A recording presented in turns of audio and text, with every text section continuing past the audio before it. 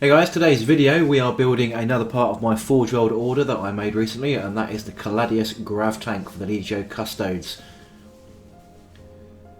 So as you would have seen from an unboxing video recently, I've just made a large order just to build up my new LEGIO army, and this is the Grav tank build. So I've trimmed all the parts down all ready to go, rather than painfully watch me trim a lot of the resin components off. There are still a little bit of clean-up parts here as I've gone through this video, so just getting out some files just to sort of smooth off some of these engine components, some of this Grav area I guess it is, as part of the engine build. So there's some slight sort of, not really miscast, but just, you know, where two halves of a mould come together, there's always a typical overlap with some seepage. So just using some needle files just to sort of clean those down as best possible.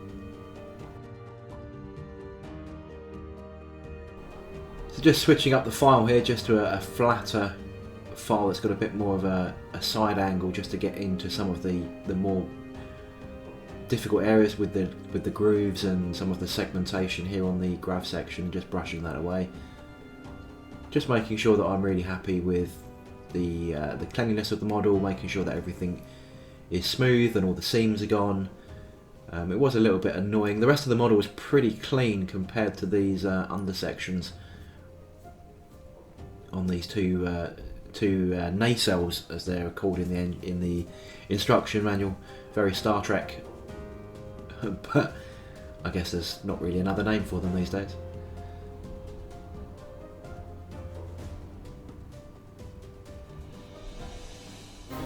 As I said, these were probably the worst affected parts. I think everything else was sort of scrapeable with a scalpel blade. These just needed that little bit more attention with some elbow grease and a good needle file.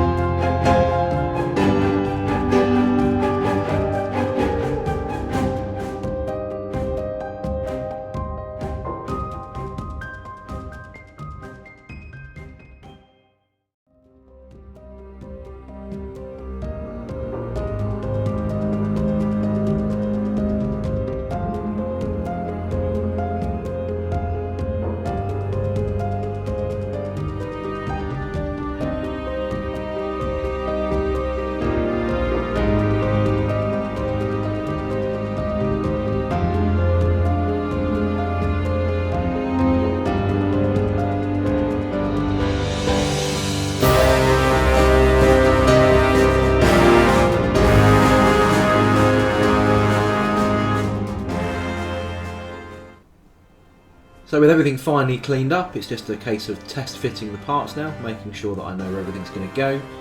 So there's an engine jet on there, and there's one that sits just below it in that little groove there as well. You can see here, this is the key part of test fitting, is it notice that there might have been a little bit of excess resin, or it doesn't quite fit as flush as you'd like. So just keeping that scalpel blade handy just to make sure that I can clean that up and get a snug fit. So quite happy with that bit. I can start putting some of these parts together as I go through. So some of these little engine bits are a bit easy. This glue is a little bit old. I have purchased some new glue since. So it's just a little bit annoying. It's a little bit congealed at the top there.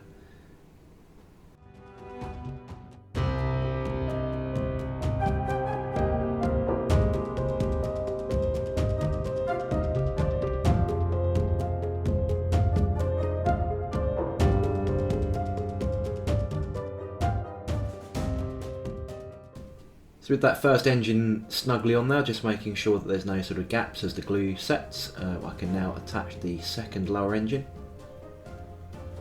That seems pretty good fit straight off the bat there, so just applying the glue and just getting that in place.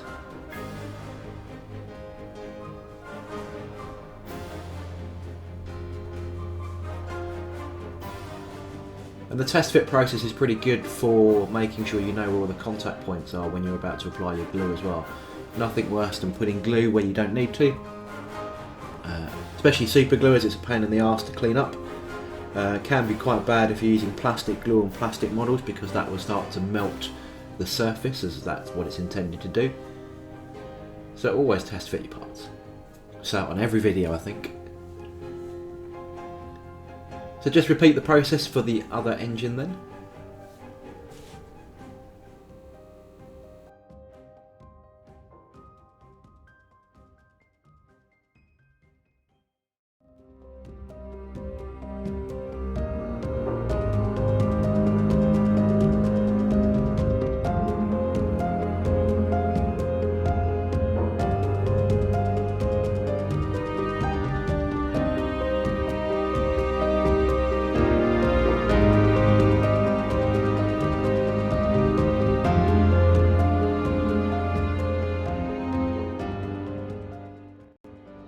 So just adding on the second engine to the second nacelle. You can see that glue is pretty bad, to be honest. No wonder I bought some new stuff.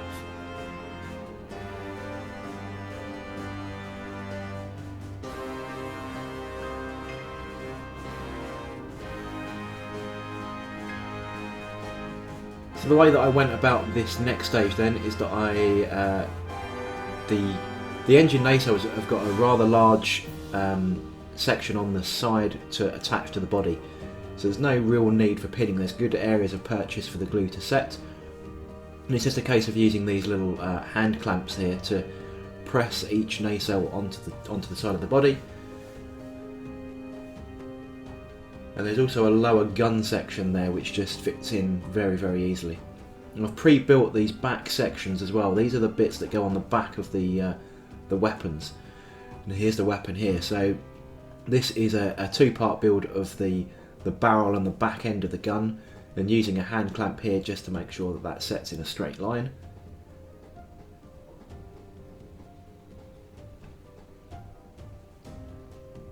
And once everything is set, and you just repeat the same process I did with the nacelle on the other side, just using those hand clamps again.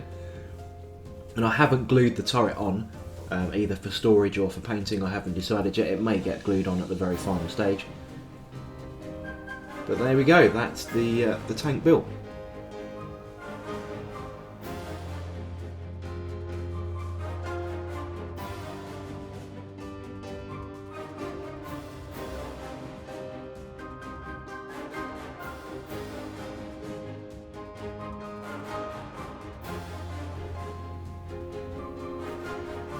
So just a quick comparison shot then between the Palace Grav tank and a set of LEGIO Custodes that I still haven't started painting it, as you can see. And you can see that the Caladius is a little bit bigger. It's quite a nice model.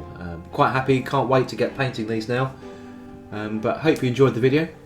Let me know if you've got the models yourself. If you've got any painted examples, I'd love to see them. And I'll catch you on the next video.